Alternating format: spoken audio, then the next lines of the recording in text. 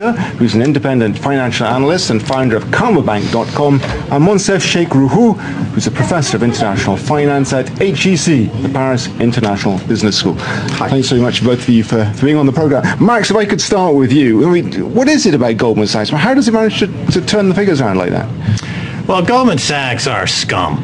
I mean, that's the bottom line. They basically have co-opted the U.S. government. They've co-opted the Treasury Department, the Federal Reserve functionality. They've co-opted the Obama administration. Barack Obama, dances to Goldman Sachs' tune, and they are really crooked and abominable in what they've done.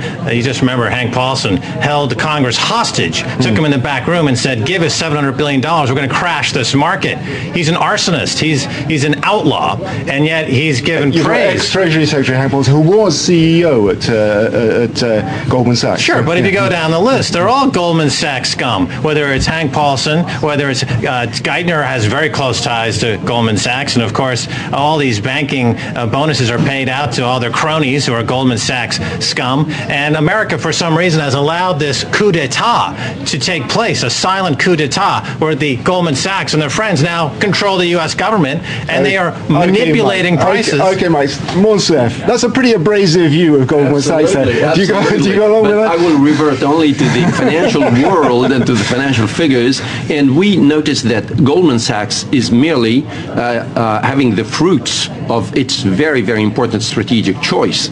Let's not forget that Goldman Sachs has warned the world community about the dangers of the instruments, the toxic instruments that were being used and that were called the subprimes. And Goldman Sachs published a report a year and a half ago saying that the subprime problem was going to cost the world $2,000 billion. So Goldman Sachs was the only investment bank in the United States that didn't get into this game of selling that, selling and buying empty boxes. Yes, but they created many of these empty boxes. They then bet against their own clients to whom they sold these empty boxes. They coerced the federal government to get rid of their main competitors in Lehman Brothers and Bear Stearns, who were selling these empty boxes. They co-opted foreign banks who owned these empty boxes, who went through tremendous pain and suffering.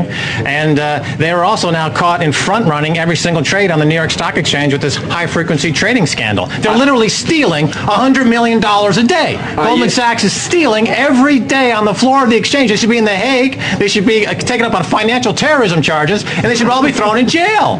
They're scum. I wouldn't be as extreme, but why not? Just to say that the situation of Goldman Sachs does not mean at all that we are out of the crisis. It doesn't mean that the financial community is getting better, and here I agree with you. Goldman Sachs is just one exception in a situation where the financial world cannot escape the real crisis that's still going on. And the basis of the crisis is not there. The basis of the crisis is that the twin deficits are still there. They have to be financed, and you have to grab money where it is. So the financial markets have been bringing money back, selling some empty boxes, and they brought that money back. They got money from the Chinese, from the Japanese, from the Gulf sovereign wealth funds, but that's not sufficient. Solving the crisis is restructuring all the relationships that should exist so that the economic situation of the United States becomes sound like the ones that you find somewhere else in the world. To go back to these figures, isn't Goldman Sachs doing all that could be expected of it? It took on a $10 billion loan, it's repaid that loan, and now it's making money. That's what banks are meant to do, isn't it? Where's my participation in this Goldman Sachs? As part of these bailout bank programs in the past, the citizens get warrants, and they participate in the upside, and these banks like Goldman are buying back their stock on the cheap. I don't get my warrants. Plus, they've artificially dropped interest rates to 1% and lower. Therefore, as a saver in America, as someone who I should be lauded and applauded for being a saver and helping the capitalist system in America, Goldman Sachs owes me personally, I figured, at least $10,000 in interest income that they've stolen. They've taken it right out of my pocket, just like those bonuses in Goldman Sachs being paid this year were taken right out of the starving Americans' pockets. The homeless in America have the Goldman Sachs to thank for their homelessness and starvation right now. They took their money from their pockets, they put it in their bonuses for this year. That's unconscionable. That's a financial terrorist crime. I'm not kidding. They should be at The Hague. But Max, they should be taken to The Hague. They're absolutely violating human rights. It's a human rights issue. But Max, look at it the other way. What would be the consequences of letting all the banks and Goldman Sachs first go down? Remember the situation that happened after Lehman Brothers went down.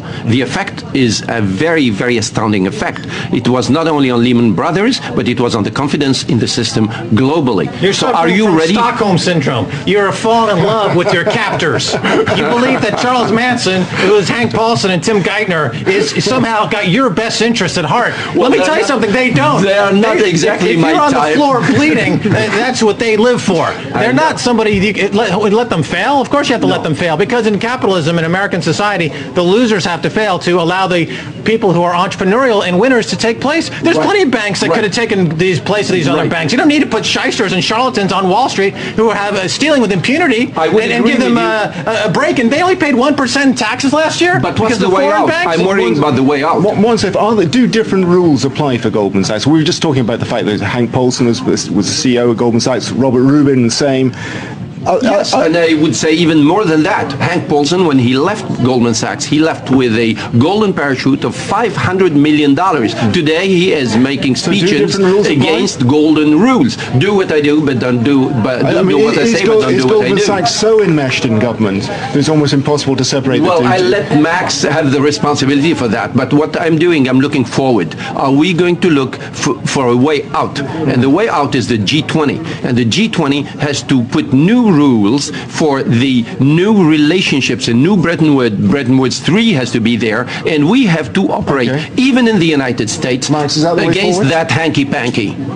Well, I think first you need some transparency and accountability, which is, this is another problem with the Obama administration. They just want to move forward. They don't want any transparency or accountability for the war criminals from the previous administration or the banking fraudsters and banking terrorists of the Paulson period. You need accountability. You need transparency. You need some idea that says that these banks have to disclose. You can't have the bankers going to Congress and saying, for example, we can't audit the Fed because if you audit the Fed, we're going to crash your system. We're holding you hostage. Absolutely. You can't allow that. That's in the United States under the Constitution. That is a high crime and misdemeanor. That is actually treason, according to the U.S. Constitution, to have a U.S. Representative say, we can't audit us because otherwise we're going to crash your system. What's that? How is that different than Osama bin Laden?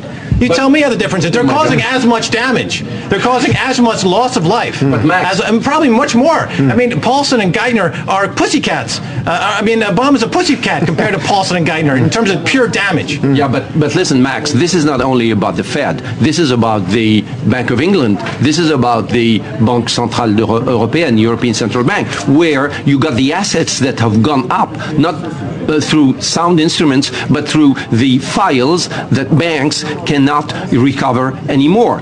You mean after Building 7 exploded on 9/11, they can't get the records anymore? How convenient. It's the whole world system that has to be revalued. That's why I was talking about the G20. I was talking with an investment banker from the United States, and he told me, you know what is an investment bank today in the United States? It's a left side and a right side. On the left side, nothing is right. But on the right side, nothing is left. That means the equity is not there anymore. Yeah. And now the system has to be reconstructed on sound basis. I agree with you on accountability. I agree with you on transparency. But this cannot be done only leaving the Wall Street and the Senate and Capitol Hill alone. We need to solve it together. The world. Europe has a role to play. The emergents have a role to play.